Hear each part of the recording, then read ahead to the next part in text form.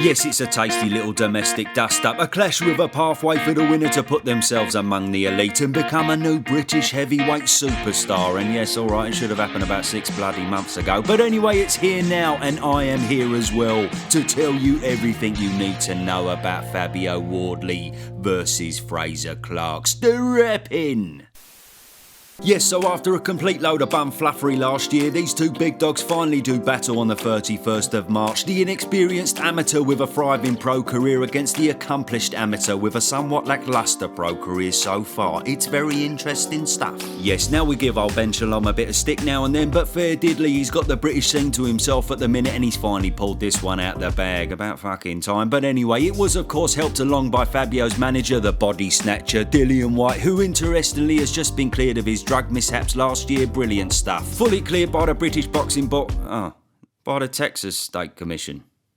Texas.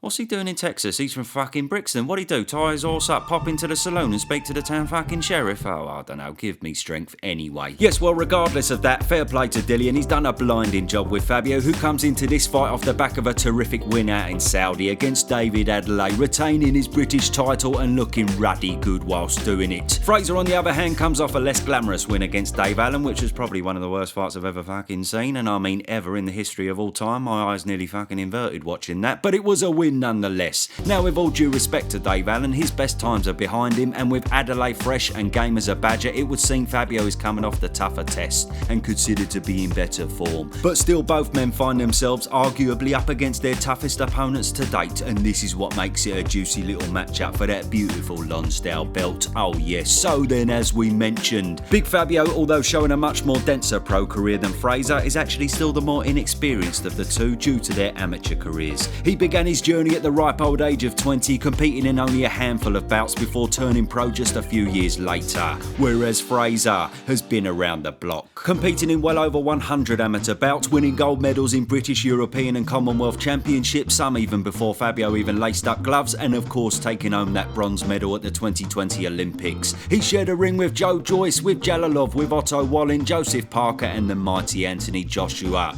among many others. He did actually lose to all them, by the way, but still, experience is a vital weapon. So then, what do both men bring to the table then, eh? Well, Frazer is the larger man in height and weight for a start. He portrays somewhat cleaner boxing skills than Fabio, which was always going to be the case with his experience, but Fabio is the more heavy-handed of the two, which is apparent with a 95% knockout ratio. Frazer himself has a solid 75% knockout ratio, but I've got to be honest, I think I could have knocked out some of his first few opponents me fucking self. And interestingly, with only 10 knockouts to his name in many amateur bouts, it is debatable how heavy-handed he actually is. Although a lot of them are over 3 rounds, so that may be the reason why, I don't know. Anyway, one thing however that both men bring to this fight is a solid heart. We know full well the grit Fabio has shown in fights to get himself the win, and although Frazer hasn't needed to show heart in the pro ranks, you only need to watch the Joe Joyce fight back in 2014 to see he's got a firm set of plums, losing the fight but needing to be saved from himself.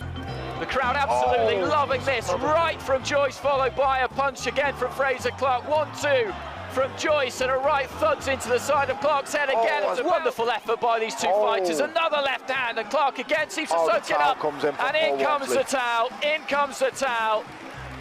And look at the effort.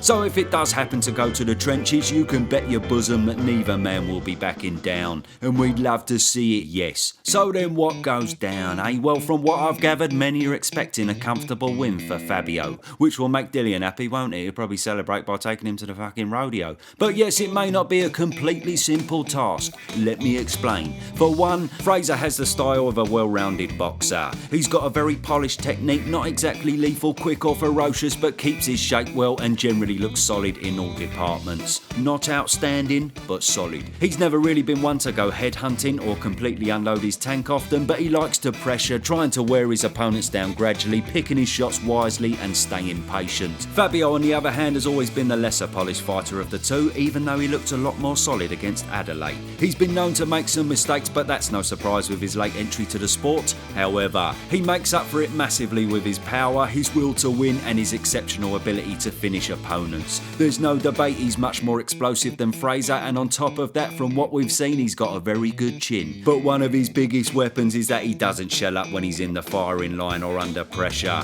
In fact, it's quite the opposite. He goes fucking mental. He seems a bit unsteady on his legs here. The little left hook buckled his legs. He's in a bad way here, Wardley. He's never been in this position before, and he's really struggling in there. But he's firing back. He's doing what all good champions do, coming back. But he's got to worry about that left hook counter from Gorman because he's waiting for it. We've seen this in the career of Wardley, and Gorman goes down. When he gets caught, it seems to wake him up a bit, and he throws hell for leather to get himself out of sticky situations. It may not be the ideal way to fight, but nevertheless it's a great trait to have and has worked out very well for him to this point. So then, in my pointless opinion, I expect this fight to be rather competitive for a little bit. With Frazer's experience, he should be able to weather some storms from Fabio early on, and with Fabio's occasional somewhat questionable defence, Frazer should also land a few in the process.